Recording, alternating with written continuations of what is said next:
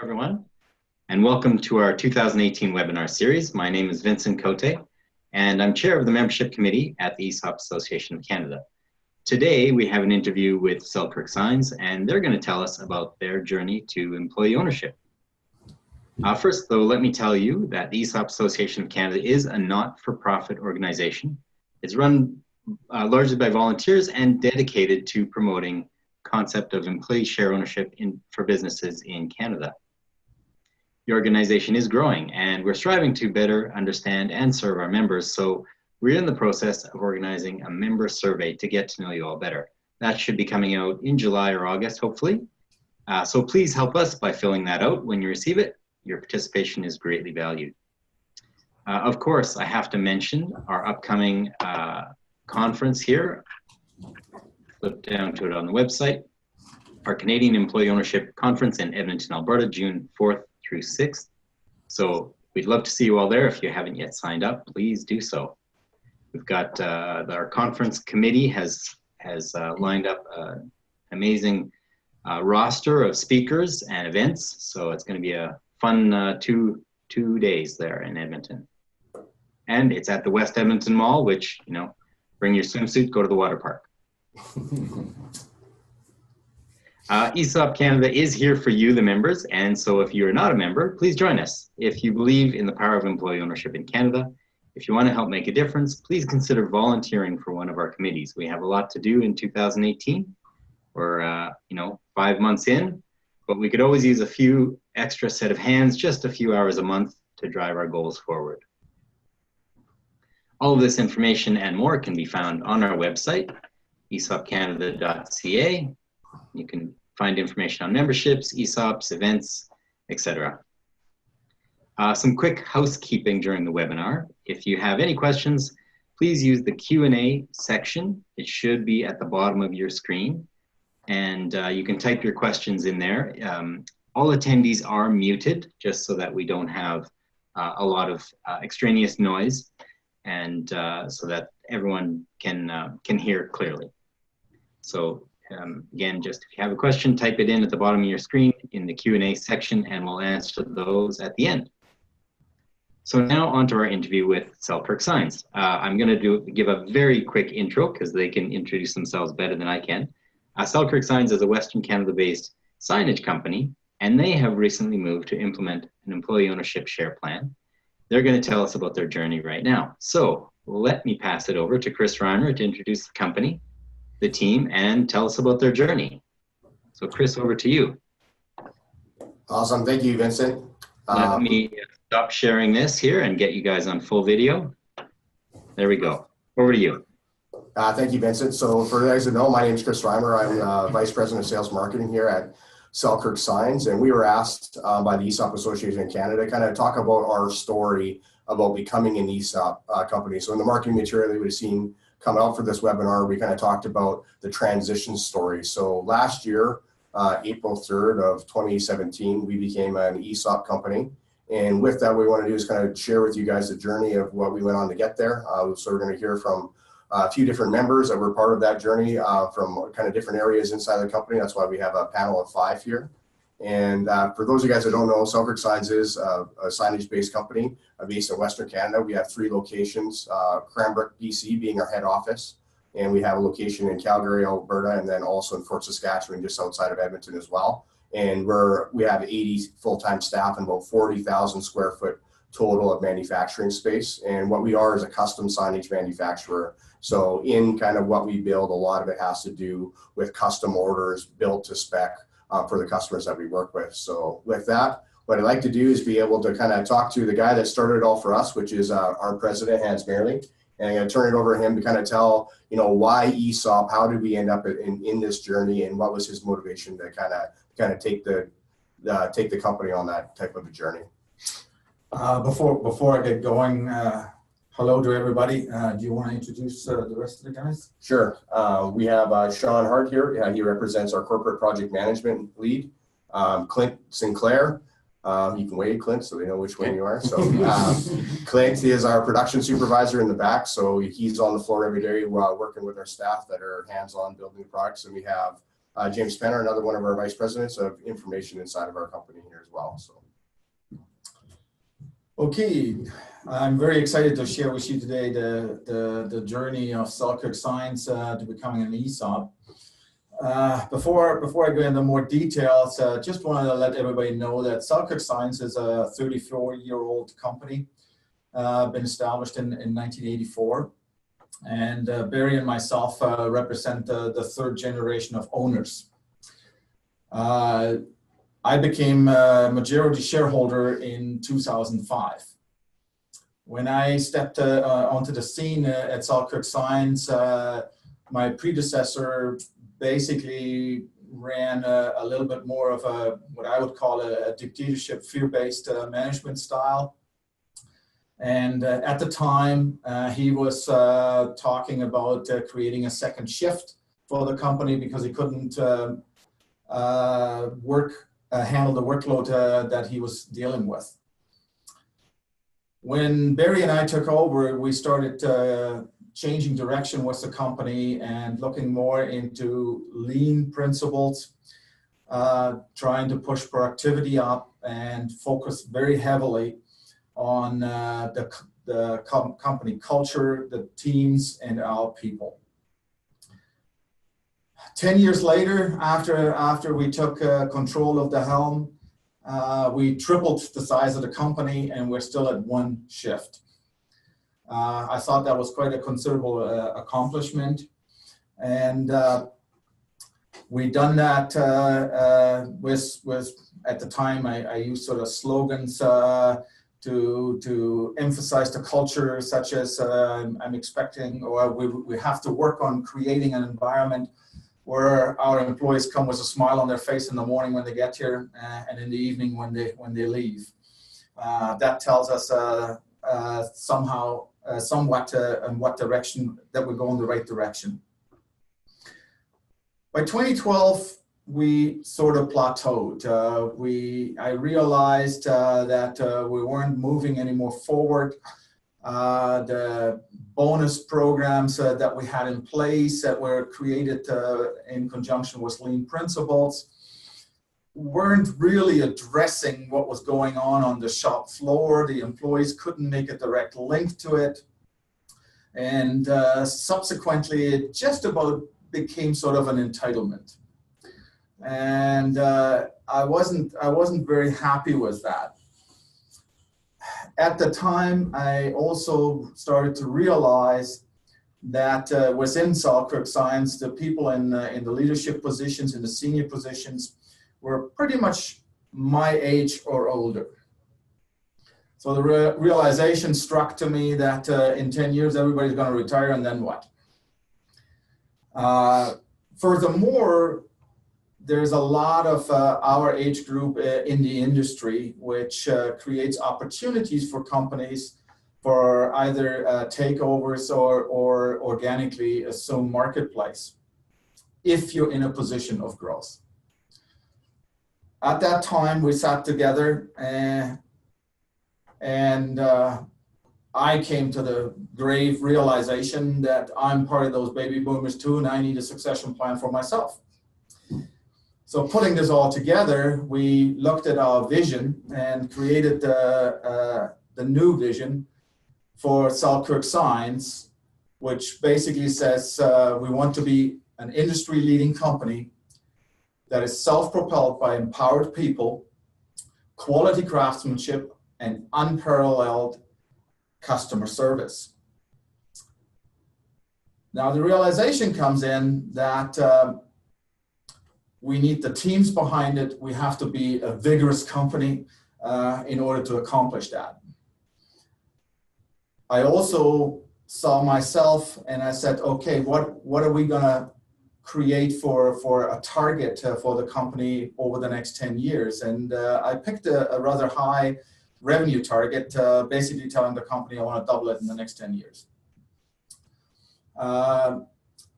With that came the realization that if we are not changing in our culture fast enough to be able to become a company who will attract millennials to the company, we will run into labor problems 10 years down the road, which we can't afford. As I was developing that vision, I was attending a seminar down in Florida, and the guest speaker there introduced me to the book Ownership Thinking. And looking through the ownership thinking principles, specifically in profit participation and finding ways of engaging the employees to have profit participation that is not based or cannot develop into any kind of entitlement thinking, really sparked my interest. Because we were putting our heads together at the time and battling was how do you incentivize things so that you're incentivizing the right things. And ownership thinking got us on that track that is a much better way of approaching it. Shortly after discovering that book, I attended then my first Esop conference in Kelowna. And it was at that conference when I was able to basically talk to other companies who are thinking about going Esop and companies who have done Esop and their experiences, that I had my eureka moment where I said, wow, if we're combining OT and Esop, we're creating an environment where we actually can build on what we started, which is creating a trusting and collaborative culture within Selkirk Signs. The ability to have a spread of ownership and the employees having the ability to purchase shares and be part of the ownership spectrum, combined with ownership thinking, where the bonus structure will provide them with the funding to purchase into the company, was for me an environment where I said, wow, this is within natural law.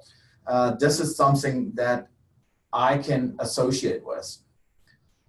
Of course, inevitably, I consulted my peers and my financial consultants, my accountants, of what they thought of this idea. And Chris can confirm this. I was advised by everybody, sell the company and run.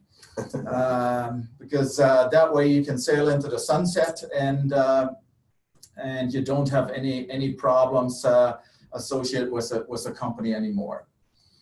However, I looked at my track record through my entrepreneurial life, and I came very quickly to the conclusion that if I do that, I will be retired probably for a year or two, and then I'm going to buy something else and build it up, because I will be bored.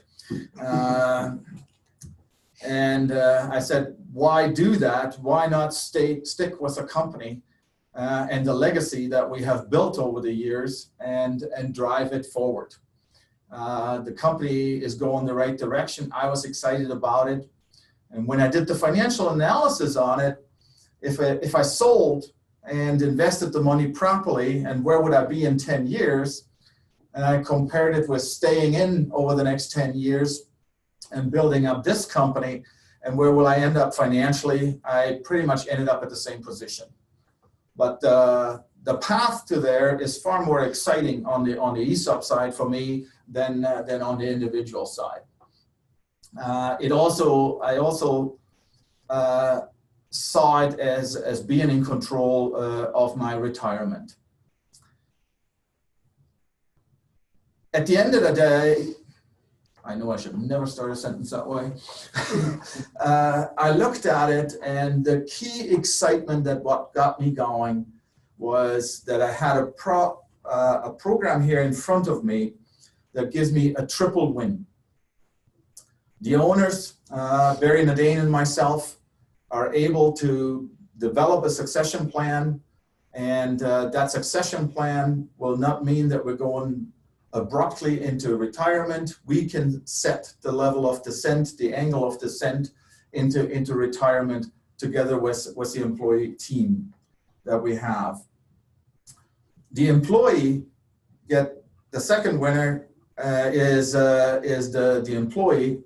the employee has the ability to invest in the company, participate in the ownership, in the growth of the company, participate in the ownership as well, and can build himself a nest egg for the time when he leaves the company or retires, and also for the first time gets actually paid for his sweat equity. That was a big realization that I had, that as a self-employed individual, once you sell the companies that you create, that is the point in time when you actually get paid for all the sweat equity that you put in, that you don't get normally. Here, the employees had the opportunity to join in. Whereby I want to make it quite clear at this point in time that we have ownership thinking, which is profit participation for the whole company, which means everybody participates and not just the shareholders. Those people who don't choose not to participate, they still will enjoy the growth bonus that we create together. Those people who are now shareholders in the company will enjoy that bonus and dividend payments and growth down the road. The third peg of this triple win to me, and it's the most important, is the company itself. But it's the changes in the way and the employees are looking at the company, the way we will be able to present or are presenting ourselves in the marketplace greatly differentiates us from the competition. And the experience that the customer will have when he engages with Selkirk Signs is now on a higher level and continues to grow, which segregates us in the marketplace and puts us up on a path to success, because I feel most of these things are very much aligned in natural law. I'm personally quite excited about this. I think this is one of the best things that I have ever done, and I think it's a true triple win, and I think it holds a bright future for this company. Awesome, thank you, Hans. With that, we'll ask some questions of a couple of the other panel members here. So we have Sean Hart here on our right, and one of the things that Sean was a part of was actually working on what we called our Esop Blueprint, which eventually formed our United Shareholders Agreement. That was kind of obviously the basis that we formed our Esop offer as well. So with that, Sean, what we want to hear from you is kind of what have you experienced now, kind of when you viewed the staff inside of the company, and then also, you know, if you had other things like personally how this has affected you. Yeah, so I guess my experience with the ESOP was obviously quite hands-on from the get-go, being that I was involved in that group. So chairing the Esop Committee was essentially an internal group that was formed here at Selkirk Signs. It was comprised of 10 employees throughout various levels of the company and representing various departments within the company. Our goal was to develop an inclusive and broad-based ESOP plan, so it wasn't just upper management participating. With that, we worked directly with ESOP builders. And as Chris alluded to, through that process, we did develop the Esop Blueprint, which is essentially the layman's term version of what does become the legally binding unanimous shareholder agreements. So that in itself was a learning experience for all of us. It was a great process led by ESOP builders, and through that we all got to work together to develop this thing in a way that benefited both the original ownership and employees, while giving kind of everyone an opinion or an opportunity to help build it. So that in itself was a great process. Since then and during that, I guess I've definitely noticed a shift in the employees around me. We have some pretty lofty goals at Selkirk Signs, which means growth, and how we're going to get there is going to be a path which is going to require us all to come together and put in the work. Years ago, when things like that were brought up, there wasn't always the buy-in. Since the ESOP, we're all pulling together and our goals are aligned as shareholders.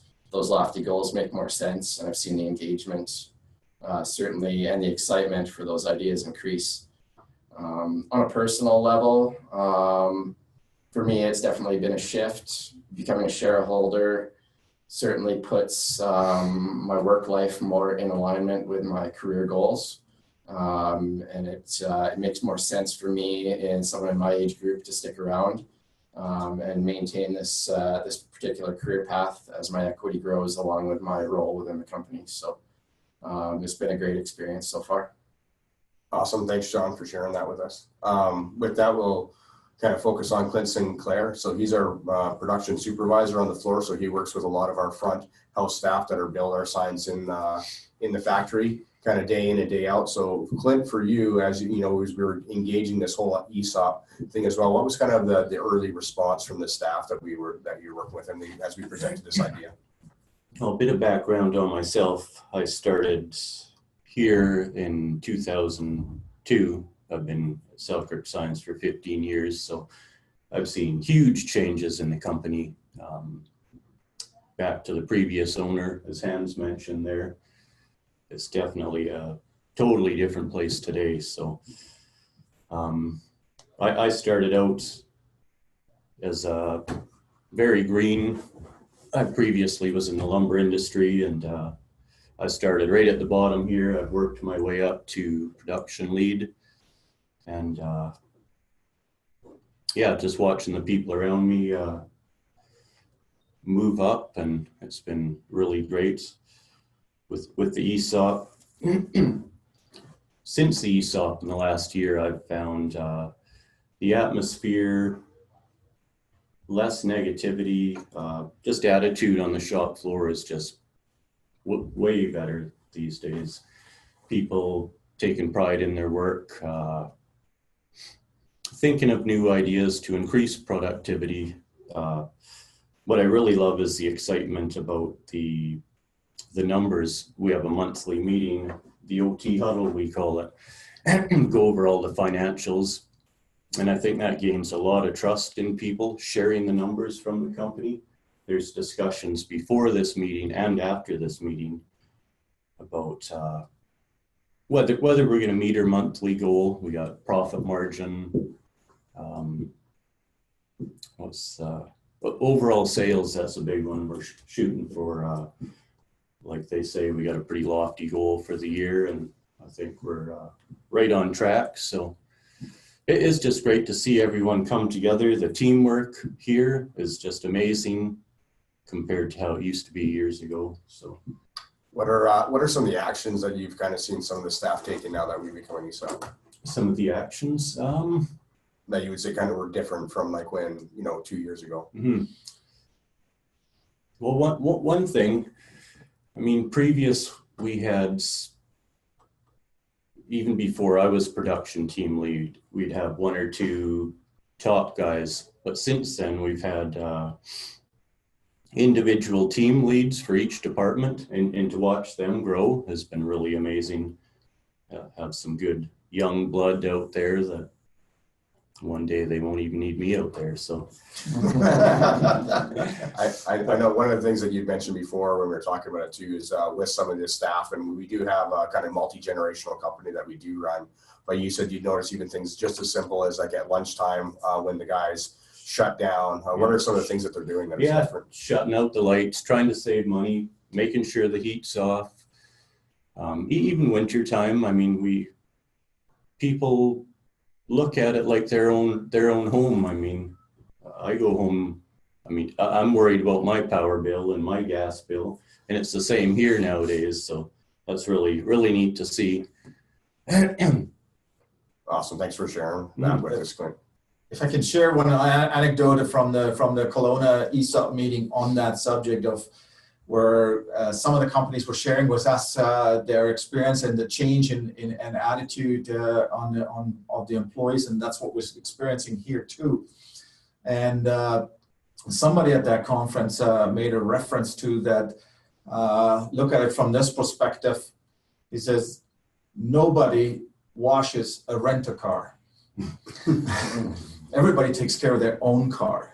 Mm-hmm. And having what I call skin in the game through ESOP share ownership plan definitely changes that perspective. Awesome.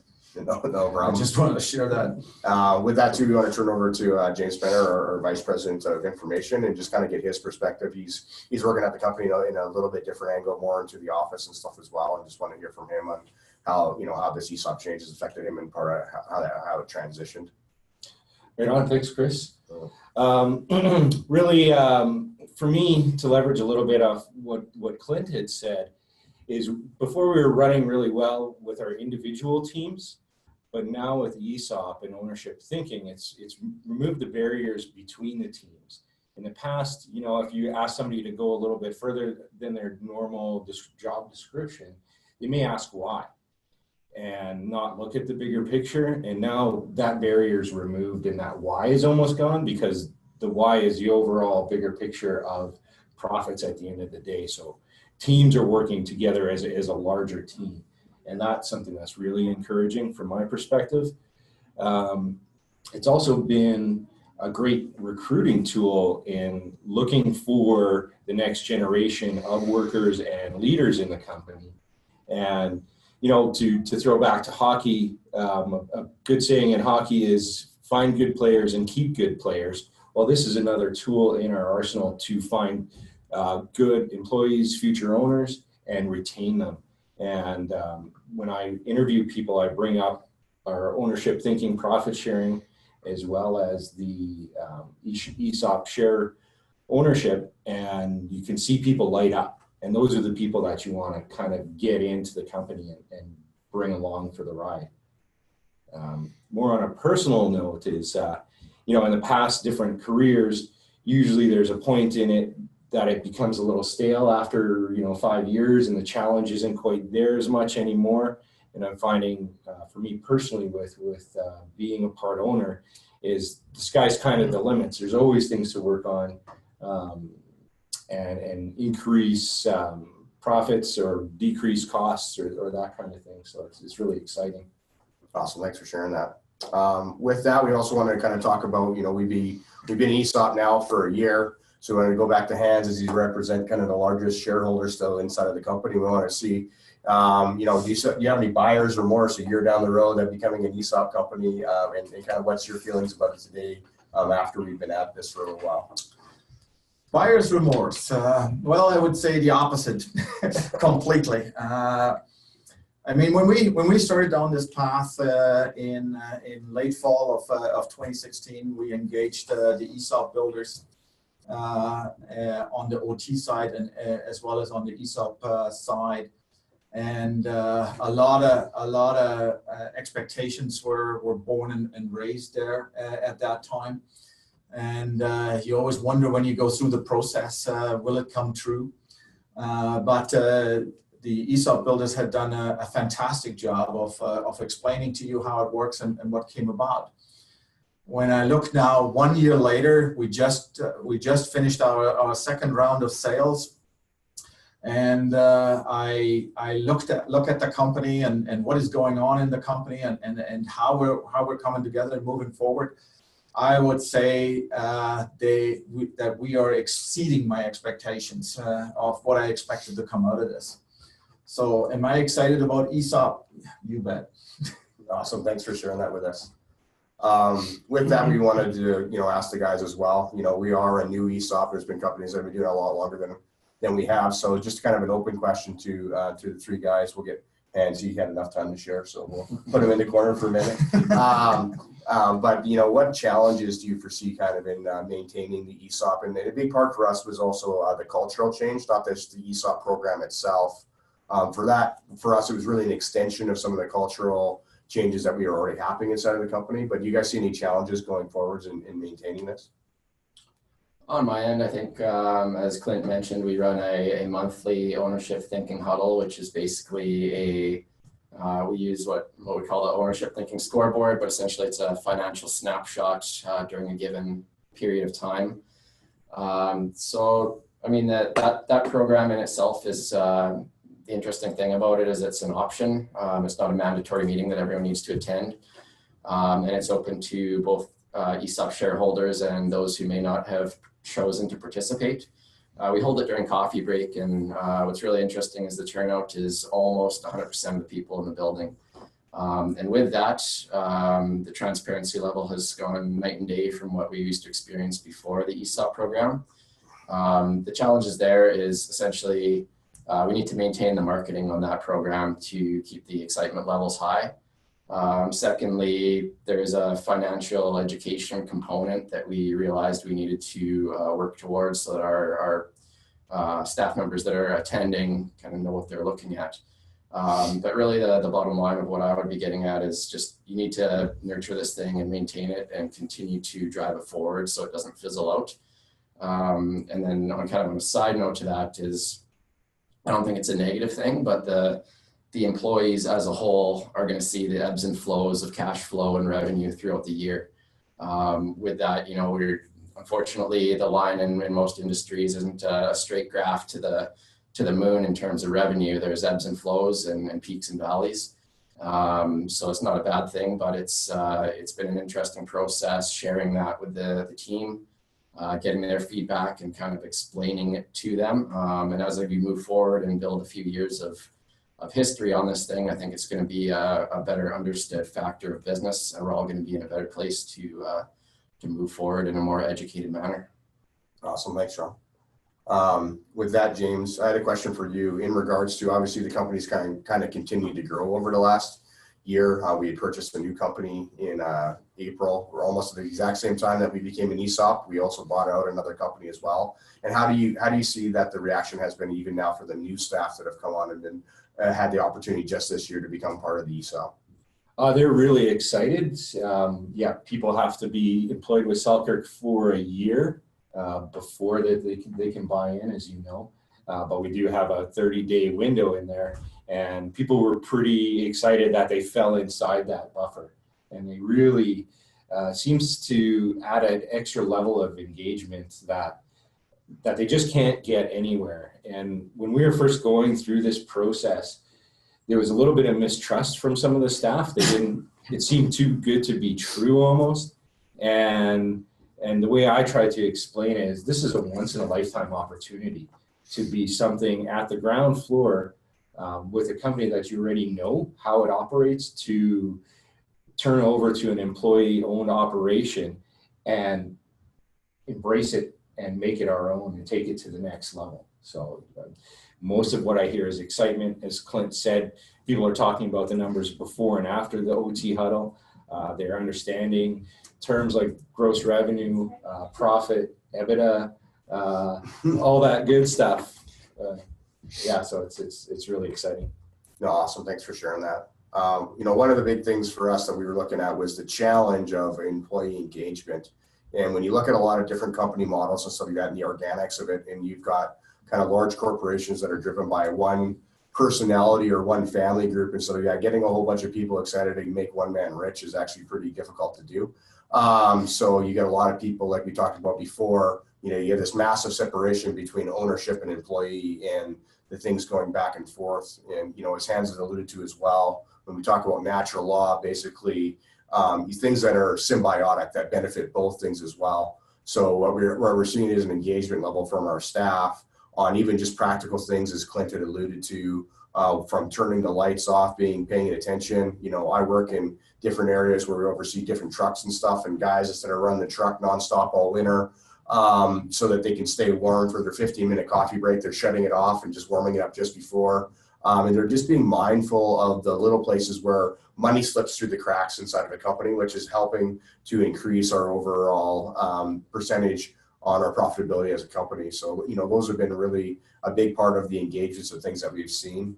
With that, just to honor everybody's time today, and we did talk about having a panel about having for you guys to be able to ask questions. So Vincent, I don't know if you're able to read the questions out to us or we'll see that, but if you guys have any questions here today about us as a company or the process that we've gone through, we'd love to be able to open that up to you guys to be able to ask those.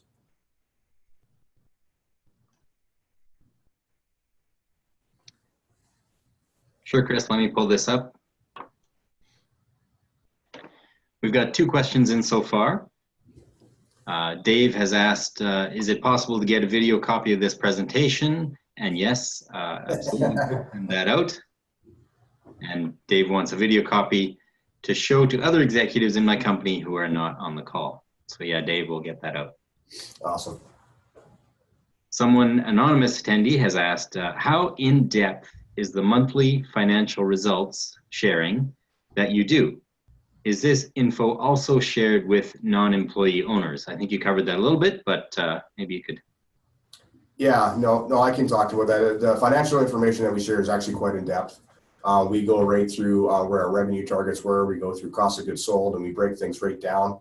It has required an educational proponent for us, because a lot of our frontline workers and stuff like that, they don't understand business. They're not educated that way. So it took a bit for us to do some educational seminars to bring those guys around. And we actually, what we've done is, because we have two programs, we have the ESOP, which is the ability to be able to buy shares in the company. But the other program that we run on the profit sharing side is what we call ownership thinking. And that's kind of basically a profitability goal for the company. Once that is achieved, a portion of that profit is then shared with the staff, and anybody that's a staff member inside of the company is able to participate in that, whether they are a shareholder or not. So we really wanted to build a company that was built on trust with inside of that versus fear. So a lot of times, a lot of people hold financial information back and stuff like that because they're really worried about the fear of what that could do. If people find out that the company's doing well, everybody's going to line up at your door to ask for a raise because they're the ones that made that happen. So, and we had all these discussions early on, but that really hasn't been our experience. We have had some confusion early on financial stuff that people didn't understand and had to work to re-educate that and run ongoing programs to help people to up their understanding of the business. But we believe that the best decisions that are made for a lot of changes are built actually at the front line of the company, where the staff can actually see the cracks that the money's falling through, where a lot of times at more the executive level inside of our company, we don't see those things as well. So it's really been a trust and a bridging of the gap of actually what we call our frontline staff, and then also our office staff and our senior leaders as well. If I may add to that, the trust component when you build an ESOP it was for me the biggest component. When you look at the ESOP and what you want to create, from the ownership perspective, it was reasonably easy for me to then make the decision. Okay, we're gonna have to have transparent books. At the time when we created the ESOP, I also changed the management structure and created a senior leadership team. And at that time, we added a VP of Finance.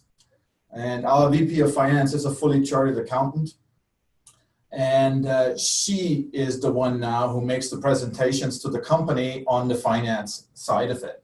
It's not coming from me. So we try to build that layer in, that there is trust. Hans is not bamboozling anybody to enrich himself. She will present the facts to build that trust component. And when I had my interview with her, when we hired her, I made it a point with her of asking her direct questions in terms of, can you teach to the rest of the company simple financial principles, so that we can internally grow in financial wisdom and understanding in order to make this a success. And so far, she has proven quite successful at that. And that was a definite component of our ESOP program in the last year. And I think it has worked out so far quite well. Yes. Yeah. Great, thanks for that. We've got a few more questions to go through. Another question is from anonymous. How is the dynamic between employee owners and non-owners? Say for the most part, it's almost non-existent. I mean, the theory is that we don't know for sure who's an owner and who's not at this point. There may be shareholders meetings in the future where that'll become more apparent. Obviously, just like any other organization, there's one or two that talk, and you can put two and two together and probably assume certain people are probably not participating, but the vast majority are. And I don't think much has changed between those who have bought in and those who haven't, to be honest. And also on that note, I think some of the people who haven't bought in, maybe not buying into the rest of the culture ever, otherwise have left on their own accord. So it's, thankfully we did have a good culture coming into this already, but the culture's improved and some of the people who weren't really in line with that have left. So overall it's been good. Plus those people they're also a part of the profit share. So I think that's a big part of it too. That they may not be buying into the company, but they still take part, as Hans was saying, of the profit share at the end of the year. So Great, yeah, good. Thanks for that. Really Highly related question. Okay. How much of the company did you put up for sale, and how much was bought? That was from G. Stewart. Well, initially, the first year when I sat together with the Esop builders, we decided we're gonna sell 15% of the common shares, and in the first year we sold 12. Second year in consecutive, we decided to go in 5% increments, and subsequently I took this year and added the 3% and offered 8%. And now all 8% are sold. So as of today, 20% of the common shares are in the hands of the employees. Great, okay, thank you. And I think another question pretty much answered this. I'll just read it out. What percent of the company was sold into the ESOP? I think you just answered that. Did the original shareholders retain a portion of the ownership? And I think you just answered that as well. So Dave, if we didn't answer your question there, just pop your further question into the chat. What percent of the employees bought shares? The current ownership, I think, is somewhere around 68% of the employees who bought in, and I thought that was quite successful, and due to the fact what was alluded to in the previous question, to the fact that we have transparent books, and we have our ownership thinking huddle every month, where everybody can see what's going on in the company. The ESOP, the share sale meetings that we have, we don't exclude anybody neither. So it's always open to the whole company. And at that point in time, the percentage of people who didn't buy will see going forward now how they're missing out, how the company is growing, how the share value is growing, and they're being left behind. So I do expect that through natural pressure now, the rest of the people will see that we might want to be part of this. Sure. I'm not answering these in exact order because I'm trying to find ones that are related and have a natural order to it. So do you think OT could be achieved without an ESOP? Absolutely. Yeah, we definitely think OT could be achieved without an ESOP, because it's a self-funding program for us. When we did the two together, we obviously seen the symbiotics of one self-funding the other part of it. So, I mean, one of the big questions that happens all the time is a lot of people live paycheck to paycheck is really what it came down to. So when we started to look at the ESOP, we're like, well, how you want to be a broad-based ESOP, but how do you get staff that don't have any extra money actually to have the money to even buy in, even if they wanted to? So what we did was we ran the ownership thinking side as well. So as we're finding profitability in the company and you're getting paid out on that once a year, the choice is yours. You don't have to spend it on the ESOP, but at the same time, you do have the ability to spend it on the ESOP as well without actually having to take anything out of your month-to-month budgeting and stuff that way. But yeah, we definitely think the OT program could self-sustain on its own as well. Sure. And so how much did it cost, Dave asks, to implement the ESOP at Selkirk Signs? Yes, ballpark figure if you're comfortable with that. Oh, how much was it? It was close to 100 grand. But No. by the time you went through the USA and then we had the consultants in. Yeah, I guess we just about spend 100,000 on that. Yeah, but we engaged ESOP builders to help guide us through the process. So we had consultants that were in there, as well as also working with the lawyers and getting the legal side of it set up and stuff like that on that end. So I think by the time they were said and done, if you look at some internal administration and stuff like that, which obviously has costs associated with it, it was probably close to $100,000 for us to make the change. Great, thanks for that. Joe Savoy asks, at what level can an employee invest in your company? Is there a minimum or maximum investment initially and ongoing? Yeah, absolutely. So what we tried to do, and we joked around about it, is there's different ways in order to see, like in Canada, ESOP is pretty open. So there's different ways in order to get things in. You know, for us, cash is always king. So if you show up with check in hand, that's probably the simplest way for us. At the same time, we also had payroll deduction. So we joke again that for the cost of a case of beer every 2 weeks, you could own shares inside of the company. So when we first started off, and this will change over time as our share value increases, but the minimum investment was about $600, and then could be for the employees that wanted to be a part of it, could come as a payroll deduction as well to be a part of that. And I missed, if you could just repeat the second part of that question again. Maximum. Oh, the maximum. So the maximum for us is there's kind of a pool of allotment in order to make this thing fair for everybody to participate. So the way we set up our ESOP is that when there's 5% that's set each year for shares that are available, we basically do a scenario where we take the entire payroll for the company and throw it into a pool, and whatever your personal percentage of that would be in that payroll pool is the percentage of that 5% that you personally would be able to buy in.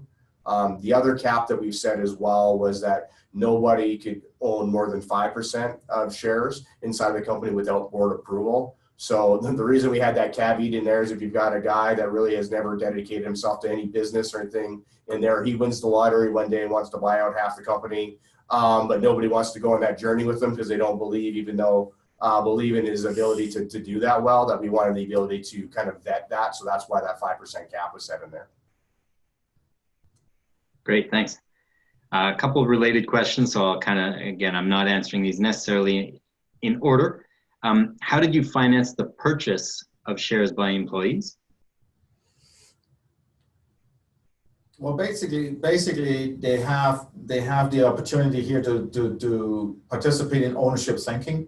So last year we didn't have ownership sinking, so we set a arbitrary bonus pool so that we could get the employees acquainted with that. This year they have their ownership sinking pool, and it's going in the right direction. So this year they will have the first year of real participation. The other thing that we did is that we created payments through payroll deductions, where the employee could choose how many shares he wanted to buy and then have equal payroll deductions for a year. And the freeze? Well, the freeze goes into the structure that at the time of ESOP, we created two sets of shares, preferred shares and common shares. So about 80% of the company, we froze in value and assigned that value to the preferred shares. The other 20% got assigned to common shares, and we're only trading common shares. So at this point in time, that brought the share value quite dramatically down to an affordable level so that people could participate. And the company, through its cash flow over the next 10 years, will basically absorb the preferred shares on an annual basis. But the big kicker here is that as the company absorbs these preferred shares, the share value of the common shares goes in an equivalent amount up, because common shares plus preferred shares always equals total value of the company. And with that, that's why I'm so enthusiastic about when people are going to realize what they're missing out on, because it's not very difficult to show then 25%, 30% growth in your shares on an annualized basis. Okay. How do you determine how much each employee is eligible for, and how do employees fund the purchase of shares? I think you answered that. Yes. Hope we answered your question there, Anonymous. What was the original share price offered to employees?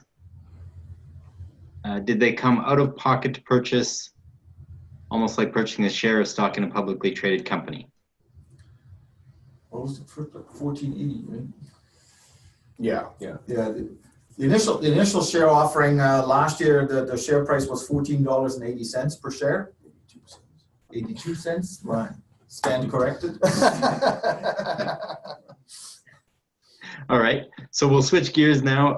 Again, I tried to group the questions all related. So Jeremy asks, have other companies come for a visit, made calls, asked questions, etc., based on your ESOP energy and story? Yeah, we've had a couple people more organically as we had relationships kind of ask a couple questions of us that are kind of in idea. It hasn't been a ton of people, but for the most part, I don't think it would be something that we weren't open to. If somebody wanted to come, talk to us in person or come see the plants and stuff like that too, we'd definitely be open into having people come visit us. So. Right. As the momentum grows and the energy grows, I see it happening more often in the future. Right. We have had questions too from some people that are studying like MBA programs as well that wanted to start to look at studying us as a model of how to run a business and stuff like that too, as something as well. So that's kind of just been early interest now, but it's something that we're not opposed to as well. So good stuff. Thanks, guys. Carl asks, how are decisions made in regard to wages, standard increases? To us, that's kind of been same old for us. Nothing changed from that on the ownership side.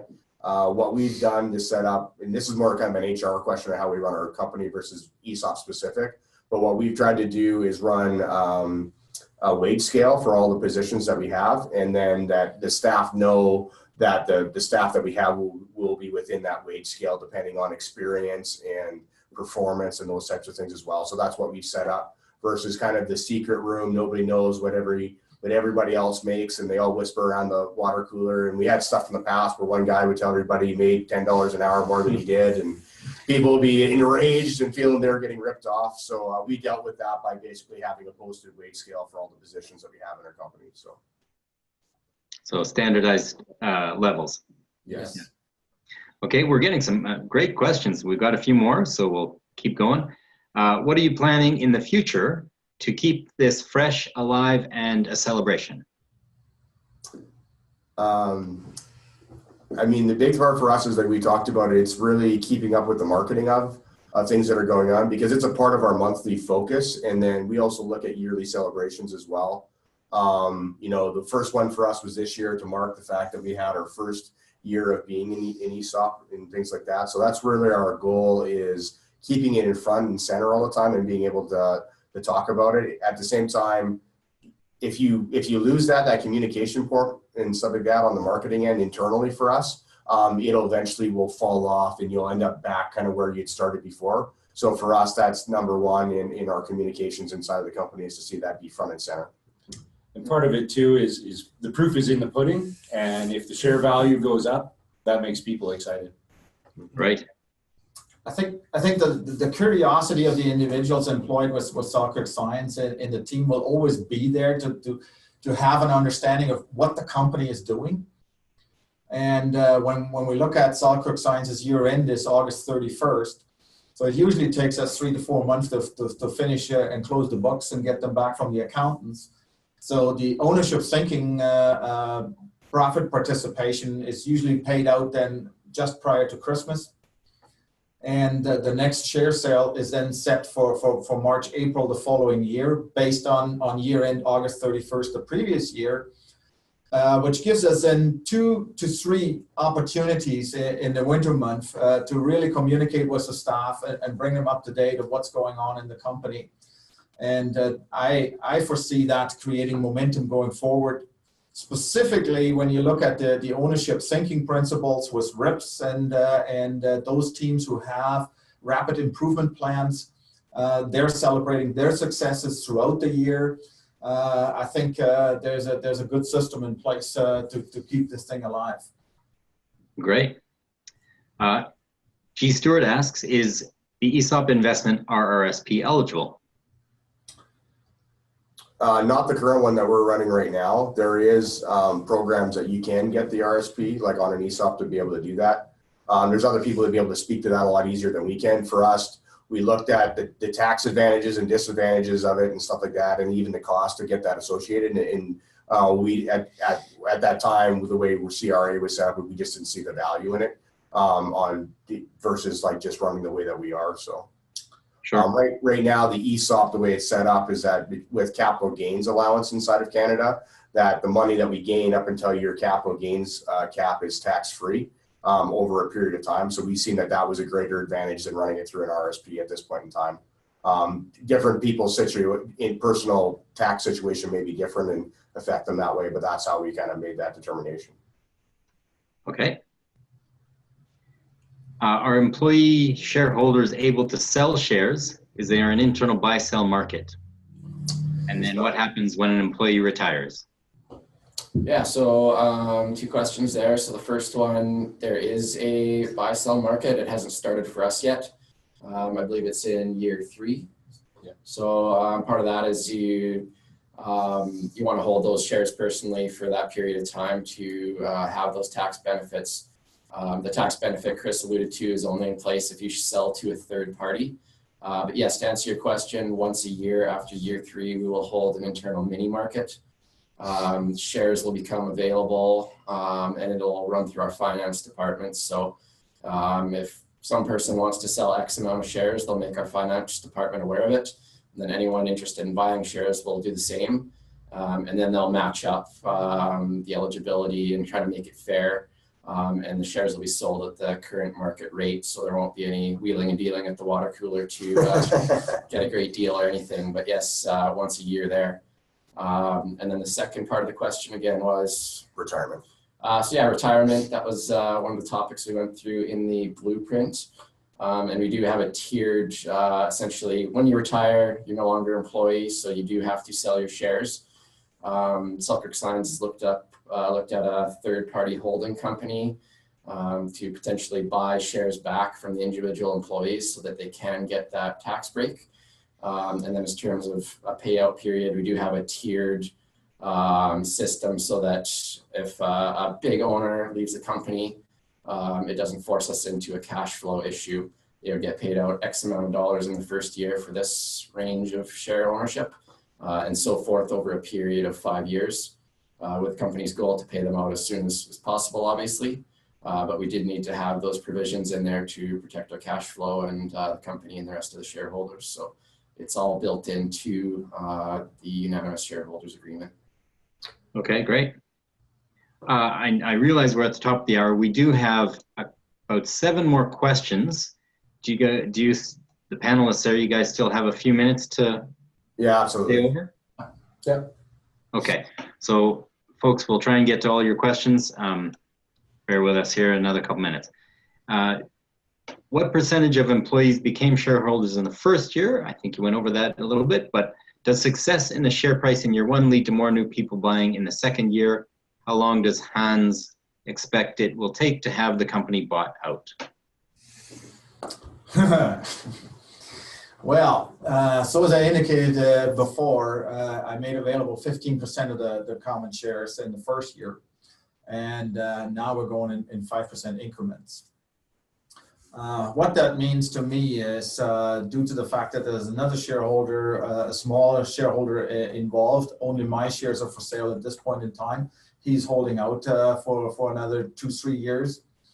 But what it does mean is that in 3 to 4 years, I will be in the position where I'm down to 51%.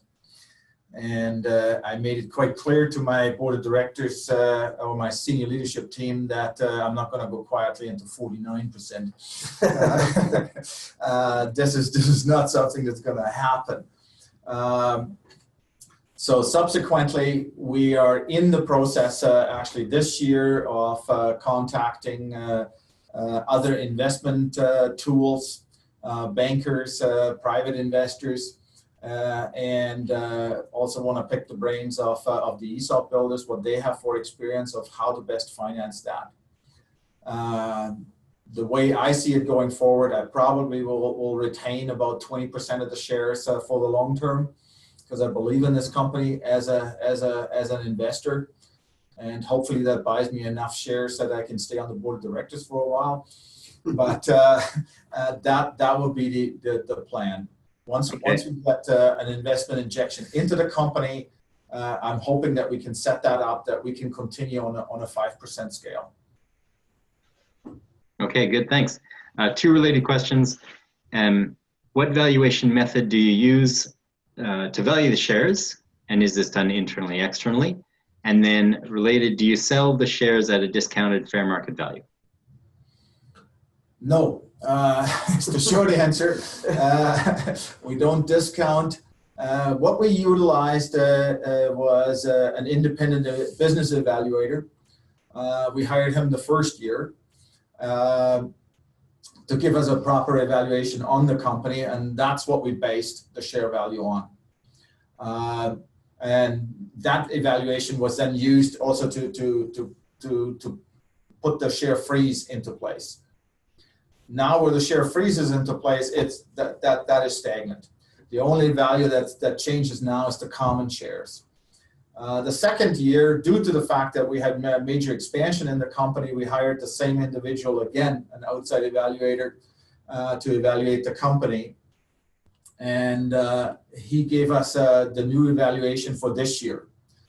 Going forward, I discussed with the evaluator that we would like him to create us a formula that we can present to the employees, that for maybe 2 or 3 years we will be utilizing a formula, and then every 4th year we hire the evaluator again for a full engagement. And that then becomes the cornerstone of what the company is worth. Got it. Thanks. A couple people are interested in, you mentioned natural law. Maybe you could just talk a bit about that again. Natural law, well, people who know me, they know that my original background is from agriculture, and I like symbiotic relationships where various organisms work together in making things happen, / collaboration teams. And I knew that if a business, if an individual carries himself within those natural laws, he's set up for success. If you're not, if you're outside of natural laws and you deceive people, you will run eventually into a brick wall. And those were some of the principles that helped me guide to get here. And those are some of the principles that we're trying to build in our culture by creating a trusting and collaborative culture. Because if we can get all the teams in the company working together as a quote unquote super organism, then this will be a company who's very, very adaptable to any kind of market changes and any kind of needs that are out there. So that's my reference to natural law. Yeah. Great. Do you have a source on that, a book that people could look at, or? It's just Hansisms. Yeah, this is. Fair enough. Fair enough. Okay. A couple people have asked for, to reach out to you guys. So Chris, maybe I'll funnel those through you. Sure, absolutely. Okay. And one more on tax benefits. What are the tax benefits to the company and employees of an ESOP program? There's no direct tax benefit to the company. Yeah. No, there isn't, because the company is fully taxable on the income that it makes. The employees have tax benefits. Each individual has what, $840,000 worth of capital gains tax exemption that you can utilize when you purchase or sell the shares. The other benefit that the individual gets is, once the preferred shares are absorbed by the company will be in a position to pay dividends, which are also taxed under a lower tax rate than regular income tax. Outside of that, at this point in time, there is no tax advantages. I personally would like to push that. Would like to see the Esop Association pushing that subject a little bit harder with the federal government. to make it easier for ESOP companies and ESOP company employees to access those tax benefits. Yeah, I mean, our recommendation too is like we're just talking to you, like as we've talked to our financial advisors and our VP of finance and working even with the consultants and stuff like that as far as the taxation. There's definitely people that are better than us as experts in that field, and we'd recommend that you kind of seek their advice. We're just kind of giving you the Coles Notes versions of what we remember that they told us. So we just recommend on that end. Don't take this as your taxation financial advice, but definitely seek a professional in regards to that. So great, thanks. Questions are still coming in, but I think we should be very respectful of the Selkirk Signs time here. I think we've answered almost all of them, 90% of them. So again, thanks guys for your time. Thanks Hans, Chris, and team. Any last thoughts before we close out? Yes, thank you for giving us the opportunity to share our experience with you all. But I do want to get a plug in for the ESOP conference. I think that is a very, very worthwhile event to attend for any kind of questions, even if you're just remotely interested in something like this. That is the place where you can pick the brains of a multitude of people who have experience in this, and also companies who are still thinking about it. I found that extremely valuable. yeah, Hans and I and James as well will all be attending the conference as well. So if you guys, something you're interested in, you can come meet us in person as well and sit down and have a coffee and have a discussion. So great, wonderful. Thanks again for all your time. It was an amazing discussion. Thanks for sharing your story. And we'll see some of you at the conference. awesome. Thanks. Will do. Thank you. Thanks. Take care. Bye. Bye.